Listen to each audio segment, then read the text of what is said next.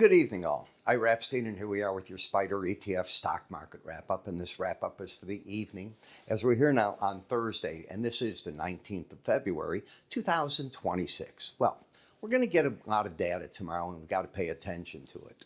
Let me get to that before I show you this one more time. And thank you with the magic fingers. We're going to get the first look at the fourth quarter GDP. That comes out at 7:30. Personal income spending and the PCE index. That's, by the way, the Fed's one of their favorite indexes. That comes out at 7:30. S&P Global Group will come out at 8:45 with the February manufacturing and service sector PMIs. New home sales for December come out at 9 o'clock. And there'll be a Catalan feed report. I mention that because the restaurants are in such dire straits because cattle prices are not dropping and the supplies just aren't there. This is something you have to really consider very important.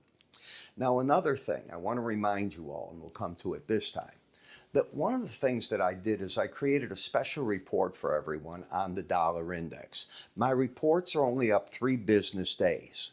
So that was yesterday, today, tomorrow. It goes off tomorrow, the website. If you want to see my thoughts on what this market looks like, and I cover UUP in it very specifically, talking about the dollar, what it might do.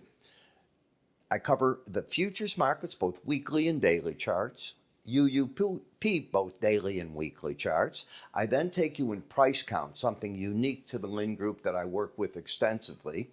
And then we take you into seasonality. So it's a little bit of everything. How you get to it is you can move your cursor to the top up here if you see that. If you're on YouTube, you can click the icon there. Or you can simply type in iraepstein.com. When it comes up, just look in the top left. You'll see in bright green the currency report. Enjoy it. All righty. So let's go, if we could now, over to the chart action. And in the charts, I'd like to just get right into them. Why not? In CloudFare, I see this market as it's just, how do I say it? It's coiling. I still think this market has potential to the upside that can surprise.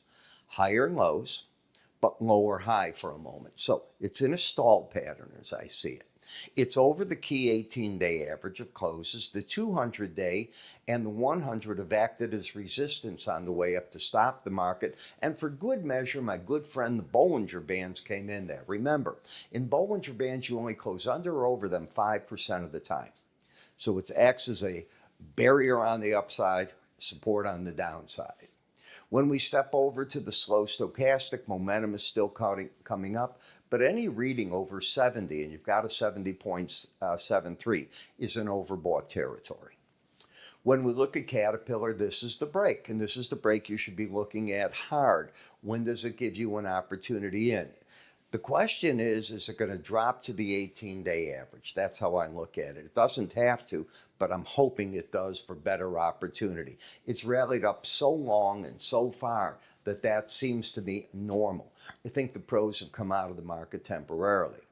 IGV, these are your software people. So is this enough to call it a day with a market that came from 115 and lost its value back to the 80 level? Is that enough to say 35 points, almost a third of the value? It's enough? Not yet. The market is still got a bear trend that's embedded. I will say it's enough if this 17 level closes over 21 that you see there. That would be the loss of the momentum, and it would make a possibility of getting back to the 18-day average in that. Apple ran into a buzz. The combination of the 100-day average and the 18. I still can't forget this day. You know, you talk about pros, and I think I'm a pro. I got my clients caught in that day. Okay, not happy about it. It happens. I mean, how often do you get an 8% drop out of an Apple stock? It's not very often. And I didn't see that coming. And I thought it was basically a safer play because they're really not in the AI business. They're going to lease it. They're not developing it yet. When we take a look at Energy Transfer, you know I love this company because I just think natural gas is the way to be. So buying Bollinger Bands is not something I ever tell people to do, but I'm not blind. The trend is certainly to the upside. Is this where Google can finally begin to get its feet under it? It could be. You're down to the 100-day average in the Bollinger Band, and you're finally moving sideways. This is not an all-clear sign. You still have an embedded reading, and you got to get that over the 21 level. You're not there. The pros are selling these little bounces still. Rivian, what did we talk about? Was it a one-day flash to pull back to the 18-day average and regroup? It's exactly what it's doing. So, got to pay attention to it. I happen to think their car, from everything I've read about it, is going to be a bombshell out there. Not negative, a really good car. And if it's as good as I think, I may buy one. So I'm looking hard at it. We'll see what goes. March is when they can take orders, but every review is over the top. In DUOL, I'm looking at a market just drifting around right now here.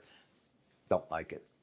When we look at XLF, still in a downtrend. So the financial sector still getting beaten up. You get an occasional flare-up. Goldman Sachs up $15 or Chase makes a move. But as a whole, the index is still not good. It's still in a bear side. You're in the bull side still. In the industrial sector, you're embedding again. This market is saying it could be all systems go one more time. When we come to the energy sector, I'm going to stick my neck out. I want nothing to do with the short side of the energy sector, while the U.S. is now giving Iran tonight 10 to 14 days to make the deal or call it a day. Iran, when they left the meeting, said they need 2 weeks so that they can get their term paper, just like a child, over to the United States so they can look at it. Remember what I told you? Professional delayers, professionals at making things appear they have something good, but in the details, there's nothing there to gang up on. If President Trump is worth his salt, he sees through it, he's not going to allow it, and they either make a deal, which is exactly what I hope they do, one that he can swallow, or they're going to be bombed. One of the two. And I think you're there in that time frame. I don't expect it to go on. In GLD, that's what makes this trade hard right now. You know, you don't want to be short gold when the market comes, but it's certainly not saying to buy it. The market's still in a downtrend on that chart. Finally, how many finallys? Walmart gives a break off the profits, all right? Remember, when markets run as Walmart has run, even if they hit numbers, if they don't hit them out of the ballpark, the market wants a correction. This is where the market should give you another chance to take a look at it. But you don't buy the first drop to that. You wait for the market to churn a little. That's my opinion. Microsoft, until you lose this bearish embedded reading, it's not ready. The market will tell you. Often, not always, momentum moves ahead of price. It's not doing that. It's saying this market's stuck here. And I'll stick with what that's saying. BND, I don't want to be bearish on these markets while they're going into a war scenario.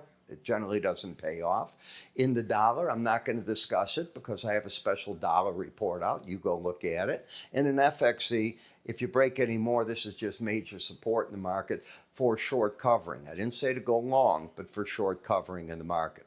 So you put it all together, you try to come up with a game plan, and that's what I'm here for. I hope you take a look at the special reports. Remember, you can move your cursor. There'll be an icon to hit. If you're watching on YouTube, there'll be a gearbox there, or just plain, IraEpstein.com. See you tomorrow. Take care.